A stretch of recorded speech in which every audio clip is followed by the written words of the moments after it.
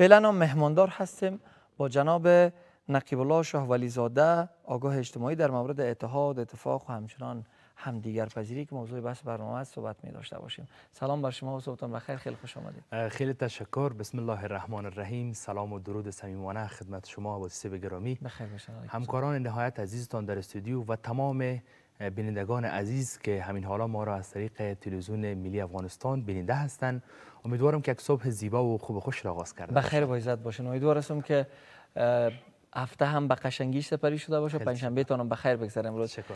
شاه ولی زاده صاحب، در رابطه با همدیگر پذیری همیشه ما و شما شنیدیم که واژه خود همدیگر پذیری را برای ما زیادتر در خانواده، اساتید بزرگوار، علما برای ما گفته که همدیگر پذیر باشین. امروز خواستیم که زیادتر روش صحبت بکنیم. یکی از موارد خیلی اساسی و مهم است در زندگی ما. یک تعریف و یک معرفی داشته می باشم از همدیگر پذیری از شما میشنوم. ان شاء الله روی سوالات و گزینه‌ها خواهد رفت. خیلی تشکر عباسی صاحب گرامی. واقعا با تایید گفته‌های خودتان موضوع همدیگر پذیری واقعا یک موضوع تهدابی بنیادی و یک از موضوعات بسیار اساسی در اجتماع، در یک فامیل، در یک خانواده بوده می‌داند. از تعریفی که دین مقدس اسلام بر همدیگر پذیری کرده و دین مقدس اسلام کتاب قرآن کریم، احادیث نبوی و سایر علوم اسلامی همیشه تاکید بر همدیگر پذیری در اجتماع یا در فامیل یا هم در کشور یا هم در جایی که انسان ها زندگی میکنه تاکید بر او کرده است. ما میگیم که همدیگر پذیری به معنای یک انسان ها با وجود تفاوت هایی که میانشان است همدیگر را قبول کند، همدیگر را قبول داشته باشند و با دیگر احترام داشته باشند و در یک جامعه که زندگی میکند با اخلاق زندگی بدون این که به کسی خدای نخواسته زور یا تحقیر تحمیل شود. یک تعریف کوتاه از همدیگر پذیری بود. چرا قدر مهم است در جامعه؟ چی اهمیت داره، چی ارزش داره و چی تاثیرات داره که قدر جنبه با ارزش برشان داده میشه؟ دین مقدس اسلام دین زیبایی ها و دینی که واقعا هر سخنش و هر موضوعش مملو از حکمت است.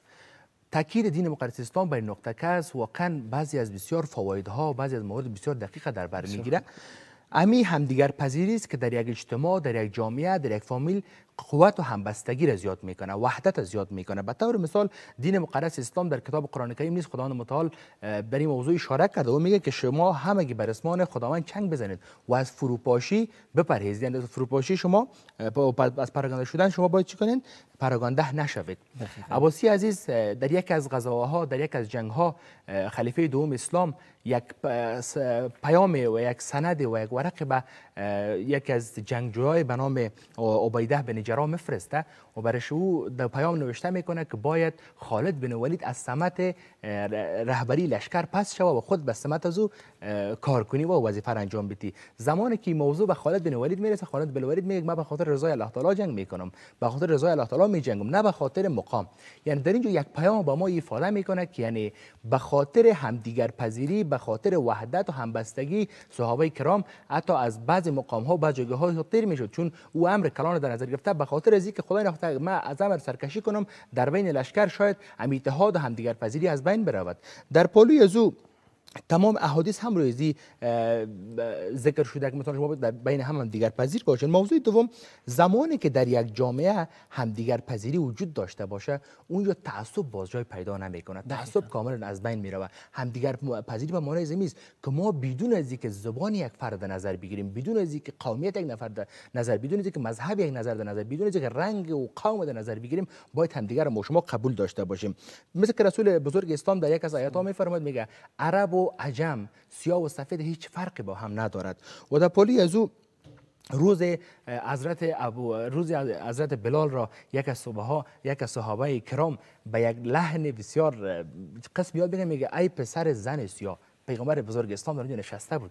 زمانی که پیغمبر بزرگ اسلام در اون موضوع از زبان ابوذر موضوع را میشنود، واقعا به خشم به ابوذر مخاطب میشه، میگه تو تا فعلا هم بعضی از نشانه های جهالت در خود داری. او زمانی بود که صحابه بسیار خفه میشد و در زمین میخوابه و بلال میگه که تو مرا لگد کن که من تا بفهمم که پای مرا لگد کن تا بفهمم من از تو بهتر نیستم. یعنی دین مقدس اسلام هم دیگر پذیری اساس داره که بنیاد اساس تعصبات قومی نیز از بین میبره. در پالی از او رشد فکری و اجتماعی. زمانی که ما و تو همدیگر قبول داشته باشیم رشد فکری و اجتماعی در بین ما و شما زیاد می شود. و موضوع چهارمی است که کمک به توسعه اقتصادی میکنه. زمانی که در یک اجتماع همدیگر پذیری وجود داشته باشه اونجا جامعه رشد میکنه، اقتصاد رو به پیشرفت میباشه. زمانی که همدیگر پذیر نباشیم، در بین ما نفاق جای گرفته باشه، ما نمیتونیم گام‌های به سوی پیشرفت اجتماع، گام‌های به سوی پیشرفت خانواده و گام‌های به سوی پیشرفت کشور خود داشته باشیم. در پالوی از او زمانی که ما همدیگر پذیر باشیم، اجتماع را همدیگر پذیر ساخته باشیم، این یک پیام بسیار مثبت به نسل آینده است. نسل‌های آینده زمانی که بزرگای خود را می‌بینند که واقعا همدیگر پذیر هستند، نسل‌های آینده بدون از اینکه تعصبات از زبان، قومیت، مذهب در نظر بگیره همدیگر را قبول می‌کنند و با همدیگر در یک اجتماع مسالمت آمیز زندگی می‌کنند. خیلی خوب، شاولی زاده سمیم روی کشور خود میم که یکی از گزینه‌های خیلی مهم برای ما همچنان تمام میشه همدیگر پذیری. به نظر شما مفهوم همدیگر پذیری در بافت‌های اجتماعی افغانستان به چه معناست؟ عباسی صاحب گرامی و معزز، یک موضوع واقعا متاسفانه و بدبختانه باید بگویم، شاید یک اندازه همدیگر پذیری در اجتماع ما و شما باشه، اما به اکثریت به تعداد زیاد از افراد ما همدیگر پذیر نیستیم، یکی دیگر را قبول نداریم. یگانه دلیل اساسی و بنیادی از اینکه ما و شما پیشرفت نمیکنیم و پس ماندیم دلیل اصلی است که ما شما همدیگر پذیر نیستیم. ما شما در اجتماع فرد مقابل خود قبول نداریم. ما به طور مثال براتون مثال میدم، جوانای ما همیشه از فرهنگ بیگانگان تقلید میکنند. درست. همیشه فرهنگ منفیشون در جامعه ما عمل دادن. من از جوانای ما خواهش چیز، من میگم بیا امروز از فرهنگ بیگانه، از فرهنگ اروپا یک نقطه مثبت امروز تو فرهنگ شکافی کو. در اروپا، در کشورهای سایر کشورهای غربی همدیگر پذیری بسیار وجود دارد. اونها افرادی که در اونها رشد میکند واقعا او را قبول میکنند و اونها همیشه سازش میکنند. ما به طور مثال عباسی عزیز در یک جایی بسیار مخفف میشیم، ما همیشه کسایی که در اجتماع به خاطر این خاک جان میکند و به خاطر این خاک میخواهد که کار کند، به خاطر نسل بیداری جوان ما شما کار میکنه، ما او را قبول نداریم، همیشه تحقیر کردیم، همیشه که سخنان بد به او رسانیم. به طور مثال ما یک از دانشمنده افغانستان به نام پروفسور صدیق افغان داریم، به نام دکتر جمشید رسا داریم. ما شما در صفحات اجتماعی، در تیک تاک و در فیسبوک و در اینستاگرام شاهد هستیم که یا به خاطر بیداری نسل جوان کار میکنه، اما ما اینقدر همدیگر پذیر از بین رفته در بین ما شما صاحب پالیزی که ما هیچ تشویق نکردیم. این برادرمانه، این عالم دین خدا، این استاد خدا، یک شخص دانشمند خدا در تمام اقشار کشور ما همیشه افراد را که مثبت بودن ما شما رو تحقیر کردیم. من یک روز در یک از ویدیوهای دکتر جمشید رسا کامنت ها را میخواندم، واقعا عباسی عزیز قلب واقعا درد کرد، واقعا جای افسوس است عباسی عزیز که یک شخصی که کار میکنه به خاطر بیداری نسل جوان، ما شما چرا لقب دور از مجلس حاضر، دور از جناب پروفسور باشد، ما چگونه میتونیم به یک استاد ما، به یک پروفسور ما لقب یک انسان دیوانه را بدیم؟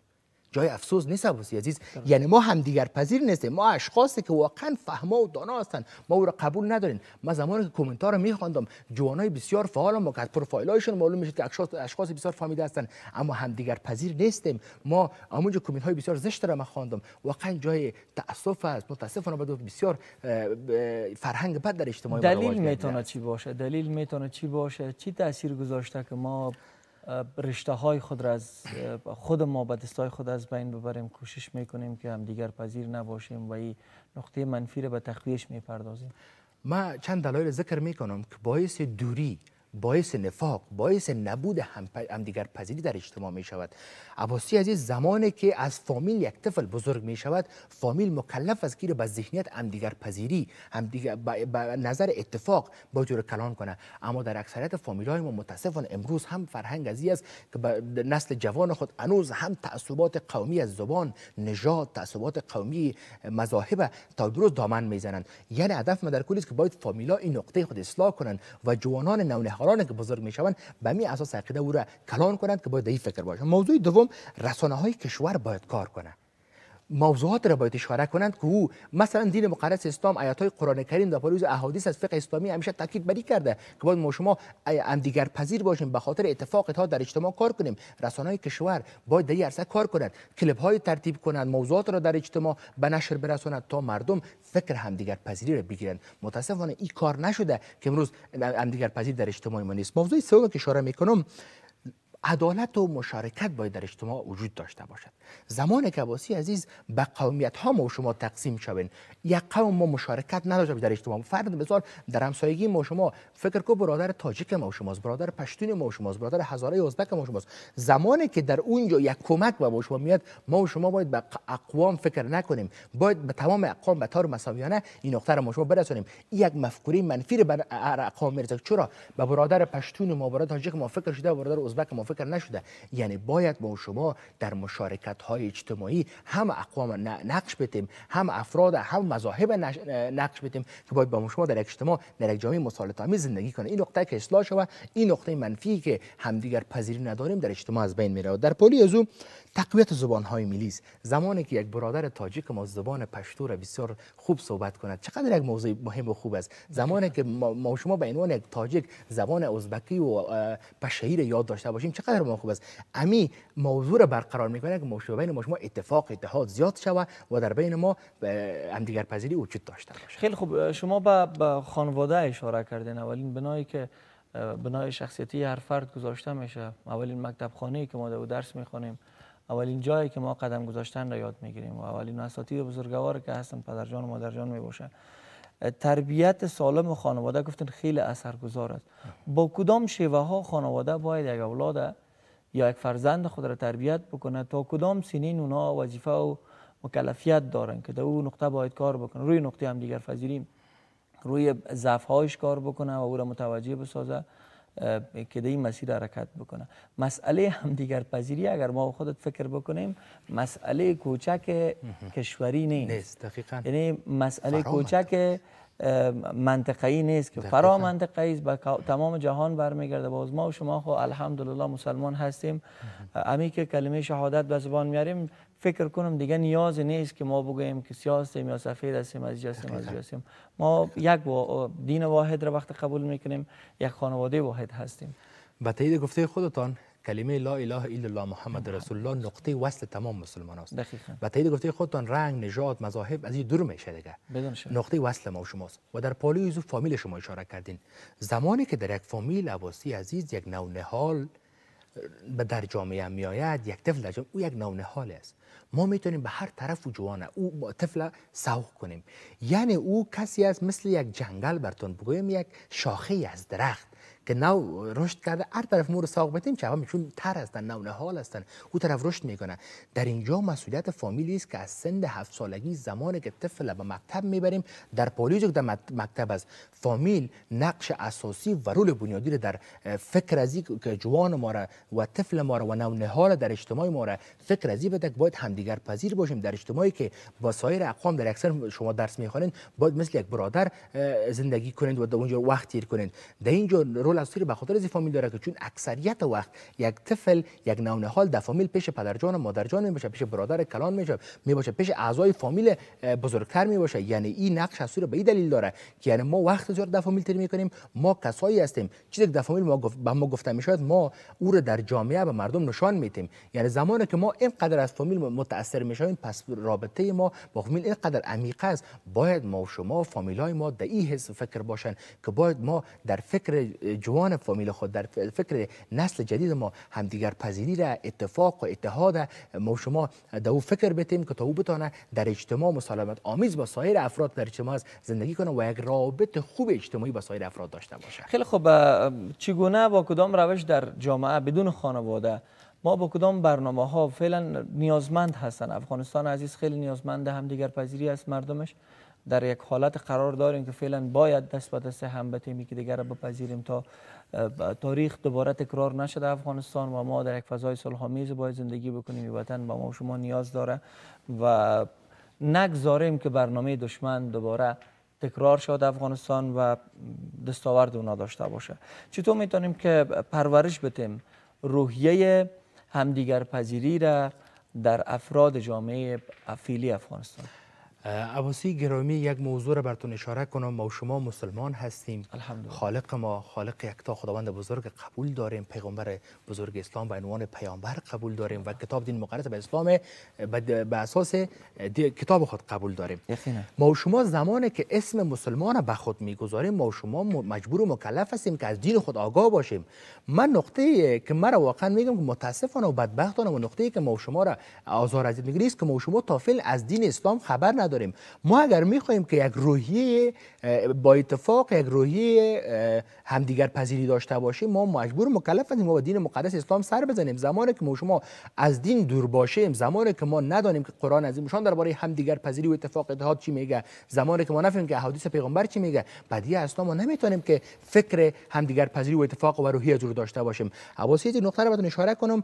امروز تمام دنیای غرب ما و شما حقوق بشر را، همدیگر پذیری را، اتفاق، روابط اجتماعی خوب ما و شما مثال میده، اما متاسفانه در حالی که این پیام ها را، این موضوعات 1400 سال پیش یا بیشتر از 400 سال پیش پیغمبر بزرگ اسلام در قرآن عظیم شان به ما گفته است، به خداوند متعال احادیث پیغمبر است که شما همدیگر پذیر باشید. این روحیه را به ما رهبر دین مقدس اسلام پیغمبر بزرگ اسلام ما و شما داده. این روحیه در دین مقدس ما و شما است. اما متاسفانه مشکل در کجاست که امروز نسل‌های مسلمان، امروز جوانای مسلمان، امروز مؤمنین خواب هستند، از دین خود خبر نیستند که امروز ما و شما روحیه اسلامی را نداریم، روحیه همدیگر پذیری را نداریم، روحیه اتفاق اتحاد را نداریم. کشور ما جنگ دیده است، کشور ما درد دیده است، کشور ما غم دیده است. پس خواهش ما است که لطفاً بین مطالعه داشته باشین، تعلیم بالا ببرین. زمانی که تعلیم در اجتماع زیاد شود، باعث می شود که ما و شما به اساس مطالعاتی که از دین خود داریم، مطالعاتی که از کتاب‌ها داریم، ما و شما همدیگر پذیر باشیم و همیشه تخم نفاق از جامعه خود، از فامیل خود دور کنیم.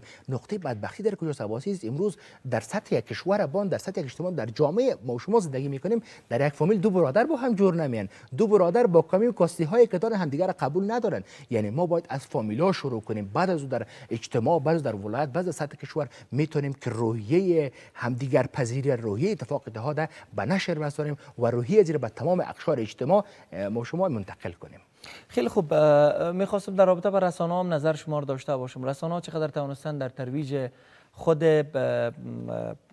امیر روحیه همدیگر پذیری موفق بودن، در ترویج خود همدیگر پذیری موفق بودن که انتقال دادن، و یا هم در دامن زدن به اختلافات هم اثرات داشتن؟